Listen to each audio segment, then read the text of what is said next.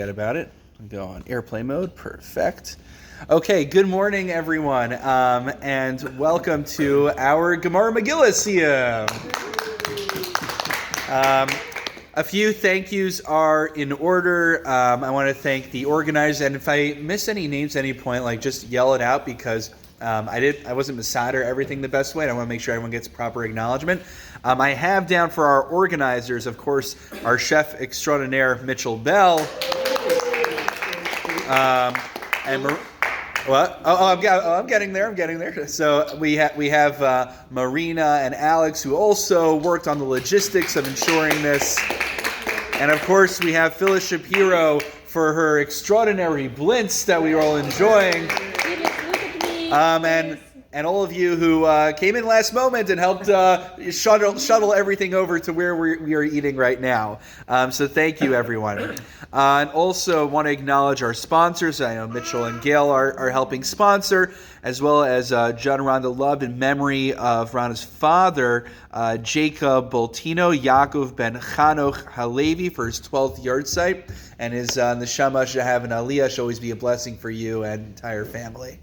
Was there anyone else that I missed on there? Okay. And a thank you to my wife and to Talia for coming. Yeah, and Talia for just eating and not doing anything else right now. Also, I wanted to acknowledge that today is February 26th, so it's my mom's birthday.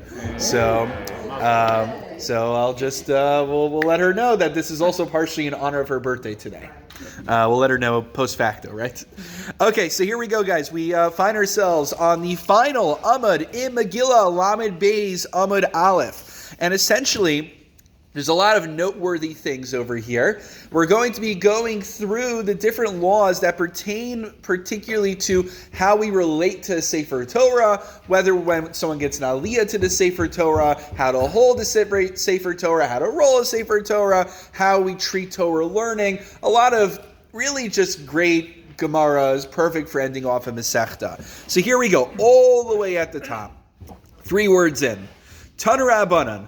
So this is a question. So when a gentleman gets an aliyah to the Torah, you'll see sometimes they're not really sure what they're doing. Sometimes they will open the Torah and they'll make the bracha. Sometimes they'll look at it, they'll kiss, then they'll close the Torah. And people kind of just wing it when they go up there, but it's actually a discussion in the Gemara how someone is supposed to get an aliyah. So Tanu Rabbanan, Poseach v'roeh golel umavarech. So when someone does is they first open up the Torah, the Baal Koreh will show them the place.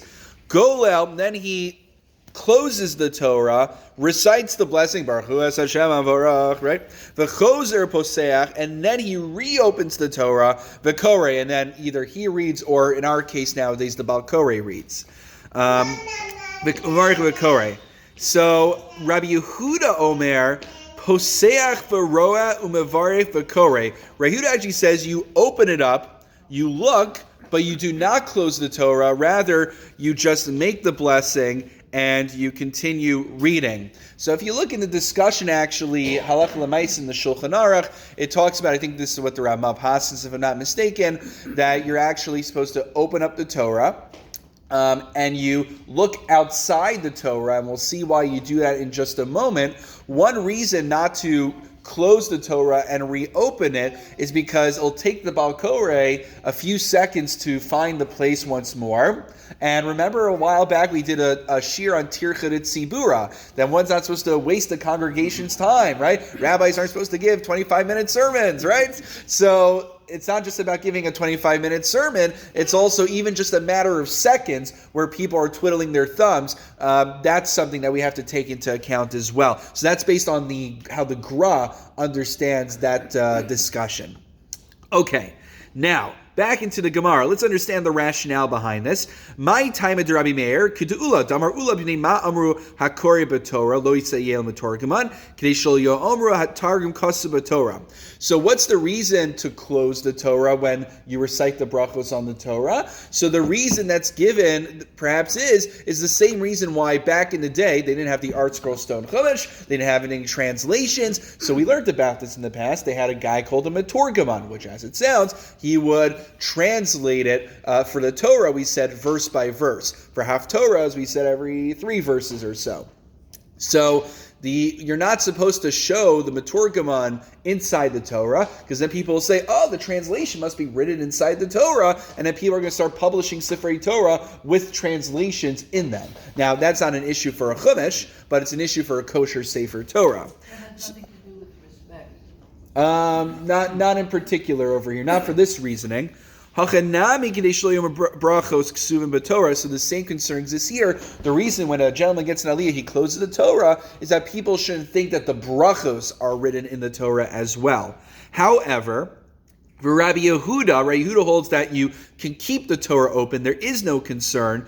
Targum iklamite. People might come to think that the translation's written in the Torah, but brachos leiklamite. Everyone knows that the blessings on the Torah are not written inside the Torah itself. So therefore, there's no concern. You leave the Torah open, but we do paskin lemaisa that if you do leave the Torah open, you should look to the side.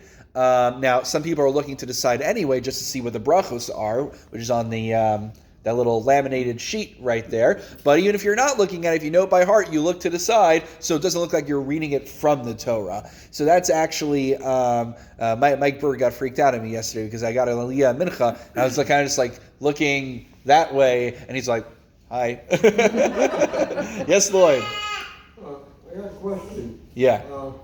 In here, in your notes, it says that you have to be able to read the Torah and to be called up for an aliyah, which is fine. Where does it say that you have to be bar mitzvah?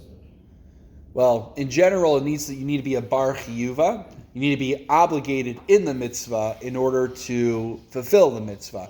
So when you're under bar mitzvah, so then you are not yet obligated in mitzvahs. So that's why. But we actually, many places will let a kid who's under bar mitzvah lay in the haftorah. Though we are, and even lay the maftir and the haftorah, I should say. So, however, we don't do it actually. It's important. This coming week is Parshas Zachor. Since Parshas Zachor, where we recall blotting out the memory of Amalek, that's presumed to be a mitzvah midoraisa, biblical mitzvah. Therefore, we don't let a child read that. But we let haftorah, maftir / haftorah, but not the actual aliyos. So, good observation, Lloyd. Okay.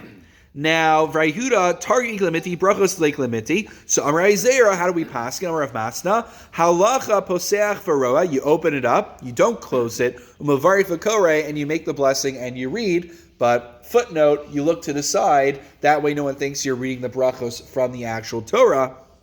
There you go. Why not just say the halachas in accordance to Rabbi Yehuda? Why do you have to restate the entire position? Mishum da'afkilhu, some people, they confused the names. Some said it was Rezeir, some says Rabbi Yehuda. So he spelled out what the halacha was, so there be no ambiguity. Excellent. End of that section. One little tidbit that gets thrown in here. V'amar Rezeir amar Rav Masna. Haluchos vehabimos ein behem mishum kedusha. The luchos and the bimos don't have any sanctity.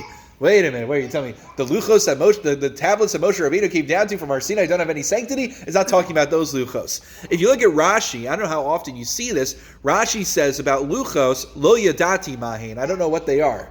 How often do you see Rashi say, I don't know what something is? Usually like, if Rashi doesn't know, how are we supposed to know? So he has a suggestion, but if you look at Tosas quotes the Aruch.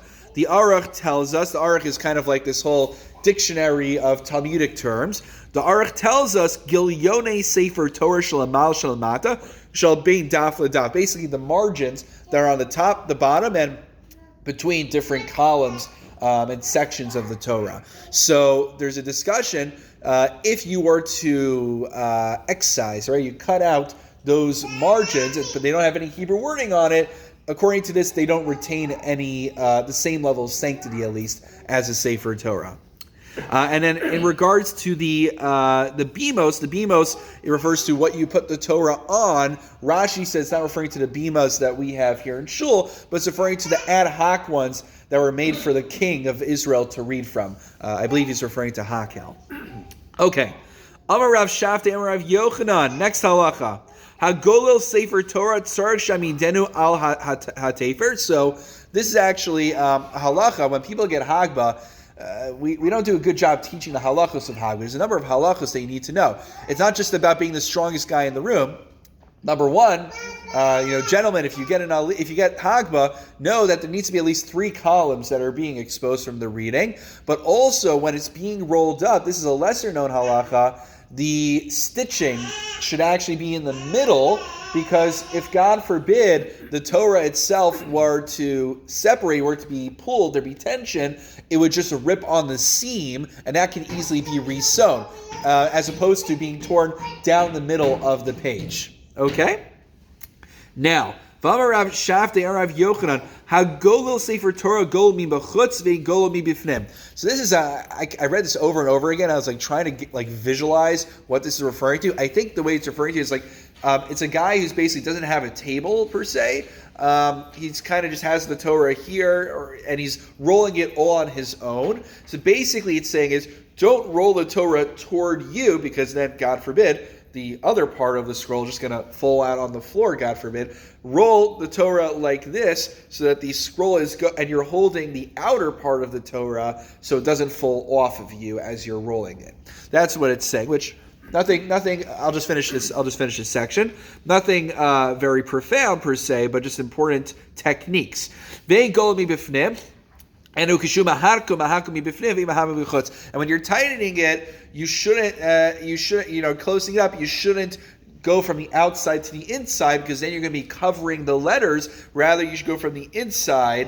That way people can see the letters of the Torah for longer, because it's important that people see the letters that are in the Torah. That's a mitzvah. Yeah? I was curious. You follow along with the seam, which makes sense. Suppose the page rips. Does that mean that the Torah is invalidated? For the time being, unless they can fix it up. Can you replace between strips along the seams and replace that section? It's I guess practically it probably is a much harder job, I would imagine, to put those back together. The seam, all you got to do is just sew it. But that's why we want to avoid that kind of issue. Okay, now going forward. Now here's the thing. You'll see many times when someone gets when we give out the kibudim in shul, so a lot of the gentlemen, they want an aliyah, and then they say, I got glila, I got hagba. That's not as good as getting an aliyah. Truth be told, Amar Shati Rav Yochanan, Asar Shakar b'Torah, Hagadol Shem Gol Sefer Torah, Huglol Noto Schar Kulan. Right, so the greatest person in the room, or the greatest person who's participating, is supposed to get glila. Why? Because because he gets schar kulan, he gets the reward of everyone who participated. Now the Gemara is like, wait a minute, it doesn't mean you actually. We're going to point out, it doesn't mean you actually take away. It's not like the people who got aliyah and got other honors didn't do anything. Darei Shuv and Levi asar shekar b'Torah. Hagol Sefer Torah kibos schar kulan. Schar kulan sagadaitach elaima kibos schar kneged kulan. What it means is that the divine reward that one receives for glila is tantamount to all the other kibudim that were performed in shul. So I should just clarify one thing. When it says glila back in the day, it used to be that one guy did a hagba and glila as a single job. So it's actually more referring to Hagba, probably. Nowadays, though, the Mishnah Berurah says we give glila to a child who's, we'll tell Lloyd, not yet bar mitzvah, right? We're talking about not kids who aren't yet bar mitzvah. We'll give glila to them. The Mishnah Berurah says, in order to be mechanech them, it's a way of involving them. Glila isn't something that is a chiyuv. It was kind of like a made-up position later, so we give that to children. Children, of course, who are responsible and are well aware of the gravity of what they are involved in. Okay, but just the point, like if you ever get like Hagbor Glila, don't be upset. Apparently, it's greater than getting an aliyah. Okay, V'amar Shafti Rav Yochanan. So there's generally an issue of nichush, which is you're not supposed to say, oh, if a salamander comes out on Tuesday, then I'm going to do X, Y, and Z. You're not supposed to believe in omens. However, there are exceptions to this rule. This is sounds like a non sequitur. Basically, this Amora taught us something, and as the Gemara likes to do, it gives us a few more miscellaneous teachings from the same rabbi. So he said, how do I know that I'm allowed to when am I allowed to make use of a baskol, of hearing a heavenly voice? So this is based on, what's that, Yeshayahu? Yeah, in Yeshayahu Perek Lamed. So it's based on the verse there. Bahani Mili. But when is this, how do I know if I'm hearing a divine voice from heaven? How do I know if I'm just, hearing someone having a conversation in the next, table over? So, Hani Mili, the Shama Kol Gavra B'Masa, Kol Issa B'Dabra. When you hear the voice of a man in the market, in town, or I guess, if you're like near a nail parlor or something and you hear the voice of a man saying something, or if you hear a woman who's out in the fields where there's generally male workers who are working on the field. So since the voice is out of place, Hudamar hin, and not just that, it says yes or no, but it says yes, or Hudamar lav. So because A, the voice is out of place, and B, it's giving a super affirmative statement, you're allowed to listen to that, and it's not considered a violation of believing in omens. Okay. V'amrav Shafti Amrav Yochanan. This is a really good one here. Kol ha'korei below ne'ima v'shona below zimra all katsu omer v'gamani nasati lem chukim lo tovim. Anyone who, we'll translate this way for now, who reads the Torah or learns Mishnayos, without, sometimes you go to a base medrash somewhere, and you hear like people learning, like yeshiva learning, like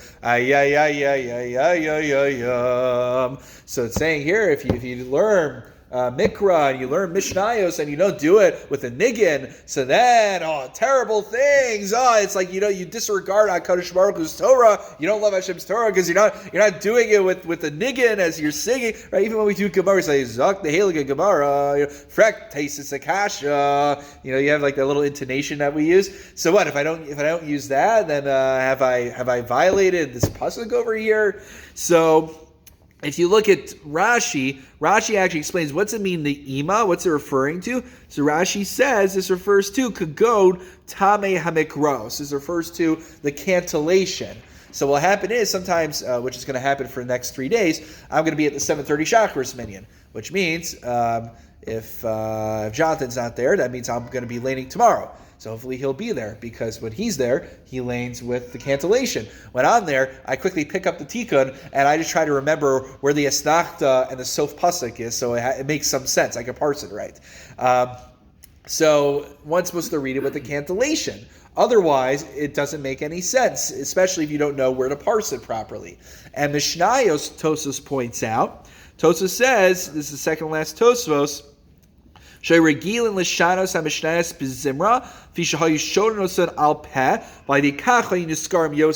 way they would memorize Mishnayos, is by doing it with a tune.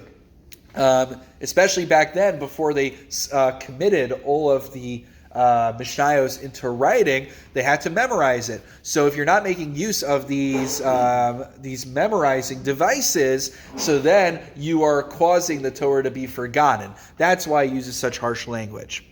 However, Abai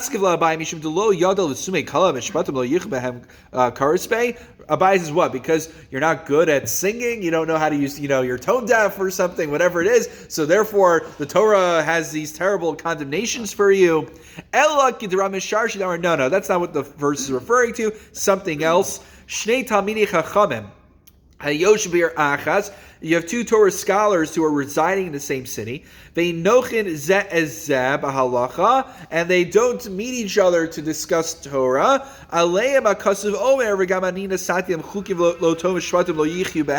Then it's like they're saying, I don't really care about Hashem's Torah enough to converse with another scholar and to learn from them. Amar Rabbi Parnach, Amar Rabbi Yochanan, Kol ha'ochi sefer Torah arum nikvar arum. Anyone who holds a sefer Torah directly with their hands, the parchment with their hands, meaning when it's considered naked, it's not dressed, so you're touching the parchment directly. So then you are punished that you will be buried without clothing as well. Which it's kind of funny, and not funny is a bad word for this, but you'll see certain places, not our shul, they'll do this thing where they unravel an entire Sefer Torah, and then everyone's like holding the scroll together, and I'm like, every time I see it, I'm like, oh no, don't do that, guys. This is the Feirish Gemara against it. There is a discussion in Nosei Keilim about some Minhag Ashkenaz where there are Megillah on it. I think it was the Magen Avraham possibly brings it up in the Shulchan Aruch there, but Pashtus is you're not supposed to do that. Well, you're going to be buried without clothing. It means not literally, but it means that you're going to be buried without wearing the clothing of mitzvos. What? Because I touched the Torah with my hands, all my mitzvos are now nullified, they were all for naught? No, it means that it'll neutralize the value of the Torah that you're studying and reading from it if you're not holding the Torah and treating it with proper respect. We'll just finish up the Gemara. Rav Yanai Bereid Rav Yanai Saba Mishmeid Rabbi Yanai Rabba Mutav Tigal Mitpachas Vayigal Sefer Torah. So one should, as we do, we roll the Torah and we put the covering on it. One shouldn't roll the Torah in the covering. It's a more respectful way to do it. Finally, we are at the end. Rabosai Vayidaber Moshe Es Modesha El Bnei Israel Mitzvasan Shukarasan Kol Echad VeEchad Bizmano. And so we are finally told that, this is a quote from our Mishnah, that God had Moshe basically tell us to read the passages of the Torah that pertain to the proper time of year, which makes sense, right? Tana Rabbanan, a final brisa to end off the Masechta. Moshe tiklam Yisrael shu sholen v'dorshim b'yano sheyom hilchos Pesach b'Pesach, hilchos Atzeres b'Atzeres, hilchos Chag b'Chag. That Moshe established for the Jewish people that they should inquire and they should also darshan, they should be interpreting and learning the halachos of Pesach on Pesach, as we'll be doing soon, sorry to inform you, Shavuos on Shavuos, and Sukkos on Sukkos. Hadron Lachem Nehayir, Slikla Meseches Megillah. You are welcome to recite the Hadron with me if you so desire.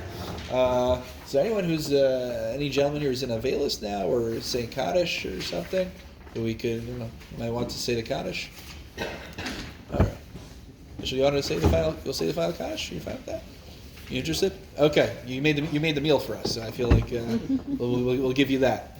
Okay. So those who want to say the Hadron along with me, it's I printed it out. I'll try to read it slowly. I'll pretend I'm saying Avinu Shabbat Shemayim, and it'll work. We say the first part 3 times.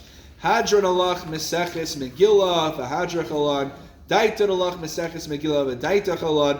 La nisnashim minach Meseches Megillah v'la sisnashim minan. La b'ama hadein v'la b'ama da'aseh. Hadron alach Meseches Megillah v'Hadrach alon. Daiton alach Meseches Megillah v'Daitach alon. La nisnashim minach Meseches Megillah v'la nisnashim minan. La b'ama hadein v'la b'ama da'aseh. Hadrach Meseches Megillah, Hadrach alon, Daiton alach Meseches Megillah, Daitach alon, La nisnashim minach Meseches Megillah, La sisnashim minan, La b'ama hadein v'la b'ama da'aseh. Yiratzon v'necha Adonai Eloheinu v'oseinu, Sheteiso rascha umanuseinu b'mazeu sehei imar l'ol haba. Chanina bar papa, Rami bar papa, Nachman bar papa, Chai bar papa, Abba Mari bar papa, Rafa bar papa, Raksh bar papa, Surcha bar papa, Ada bar papa, Dora bar papa. Haram na Adonai Eloheinu zerei soros befios amcha beis Yisrael v'niya kulanu anachnu v'tzitzeinu v'tzetzei amcha beis Yisrael kulanu yodei shemecha v'lomdei sarasecha me'avai sechakmei mitzosecha ki olam hili b'samim b'chukecha l'man lo evosh l'am lo ashkach b'kudecha kivam v'chisani baruch atah Adonai lamdeni chukecha amen amen amen sel v'ed. Modim anachnu lefanecha Adonai Eloheinu ve'avoseinu shesamtach alkeinu miyoshe beis hamedrash v'samtach alkeinu miyoshe kranos. Shana mashkim v'hei mashkimim anu mashkim l'divrei sora v'hei mashkim l'dvarim betelim anu ameim v'hei ameim anu ameim l'kam schar v'hei ameim v'einu l'kam schar anu ratzim v'hei ratzim anu ratzim l'chaya olam haba v'hei ratzim l'ver shachas shnemar v'atalim toridein l'ver shachas anshe dama mirma Lo yechetzu yimei v'ani eftach bach. Yirtzum Munach Anad Hai. Hashem says, Artani Saim Mesechus Megillah, Kain Tahazrin Lahaskell, Mesechtos Usar Machin, L'Saim L'Mola, Amei L'Shmer L'Asus L'Kaim. Eskol Devi Sam Tor Secha Bahava. Swiss Kol Taneva Moray Misamdich Chavim Yamoli Zari Shalo Samusha Torah Mipi Zari Bezari Ad Olam. Siskaim Bi Behis Halel Lechicha Tanecha Oscha V'Shavch Becha Tishmor Lech V'Akitzosa His Sisecha Kivi Yerbu Yamecha V'Yosif L'Cha Shnos Chaim Orich Amin B'Mina B'Smol Asher Chvan Ozoitim Reich Smol Shalom. I didn't take a mini count. One second. Actually, do we do the count? We have 9. Is there not another gentleman in the building? Not that fast to be counted. Someone downstairs? One sec. Okay, 1 sec. There's got to be someone in the chapel downstairs. You keep eating, guys. I'll be right back.